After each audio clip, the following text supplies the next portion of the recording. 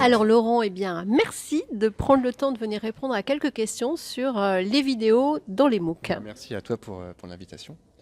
Alors Laurent, tu as un parcours qui t'a amené à traverser, à travailler auprès de différentes agences dans le terme dans l'audiovisuel. Maintenant, tu travailles dans un organisme qui a fait des MOOC, You Know, voilà. Quel était ton regard en arrivant de l'audiovisuel quand tu as vu les premières vidéos de MOOC? Mon premier regard, c'était de me dire c'est incroyable ces vidéos, c'est assez monotone. Parce que moi l'audiovisuel, on devait travailler un peu, changer de valeur de cadre, voilà, des gros plans, à minima. Très vite, j'ai compris que c'était pas ça qui était important dans une vidéo de MOOC, puisqu'on est sur de la pédagogie pure, et que l'intérêt de la vidéo allait être ailleurs, beaucoup plus sur le fond que sur la forme.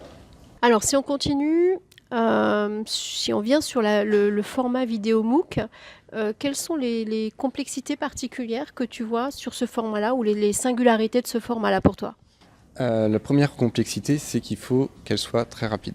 Ouais. Très rapide dans le sens où un temps limité, statistique bête et méchante de YouTube qui nous dit que passer 4 minutes, l'audimat chute énormément.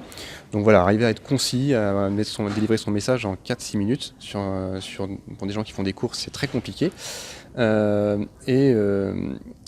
Et donc même si on n'a pas des règles d'audiovisuel à respecter comme je disais précédemment, on a quand même pour autant des choses qui sont très importantes, qui sont avoir un son de très bonne qualité, puisque voilà, quand le son est mauvais, c'est très vite pénible et on lâche. Du coup, avoir un cadre sympa, c'est quand même pas mal aussi, c'est moins triste. Il y a une idée de rythme à tenir, donc il peut passer soit par du montage très saccadé, soit simplement... Tu me disais un petit peu ce que font les youtubeurs en fait. Oui, on peut tout à fait voir ce que font les youtubeurs. Les youtubeurs, le phénomène des youtubeurs, c'est ça. Il y en a beaucoup qui essayent, peu y arrivent. Ceux qui y arrivent, c'est ceux qui vont respecter ces codes souvent. Ouais. Donc l'idée du rythme, elle est là. Après, quand ça passe par le montage, c'est du travail en plus. Donc ce qui est plus pratique, c'est d'avoir un script. Voilà, d'avoir déjà synthétisé son message en 4 minutes. Au moins, on sait où on va. Et puis le rythme va passer par ça. Et passer aussi par le jeu de la personne. Ouais. Voilà, donc ça c'est quelque chose qui est typiquement du code de l'audiovisuel, c'est qu'on peut avoir quelqu'un qui est très très bon dans son domaine et qui va ennuyer totalement l'assemblée, quelqu'un qui va être très bon acteur et qui peut raconter des choses beaucoup moins intéressantes et on ira jusqu'au bout de la vidéo. Voilà. Donc le jeu de l'acteur reste, de l'expert en l'occurrence, va rester très très très important également. Reste important. Donc du coup voilà, tu nous as cité 5 points importants pour toi sur ce format. Si on rentre un petit peu dans les spécificités de ton métier, qui est le cadrage et le montage, c'est quoi ces particularités par rapport au cadrage et montage dans une vidéo de MOOC? Est-ce qu'il y a un point ou deux qui te paraissent très importants? Pour moi, ce qui est important du coup, c'est d'être simple. Ce que je disais finalement au début, c'est que ce qui va être efficace, c'est un cadrage simple, fixe, éventuellement qui peut bouger mais qui va rester stable. Et pas trop de choses autour qui va perturber l'attention. On peut avoir des indications qui vont appuyer les propos. Moi, ce que j'avais trouvé très sympa, c'était un MOOC qui avait été publié par le Musée de l'Homme sur l'origine de l'homme, où finalement on avait juste l'expert sur un fond noir, aucune animation, juste le texte qui était en sous-titre. Et donc du coup, ça appuyait les propos simplement avec ce texte. De temps en temps, il y a eu un schéma quand ça devenait complexe, mais voilà, c'était très épuré et c'était très efficace. Et ça fonctionne. Ouais.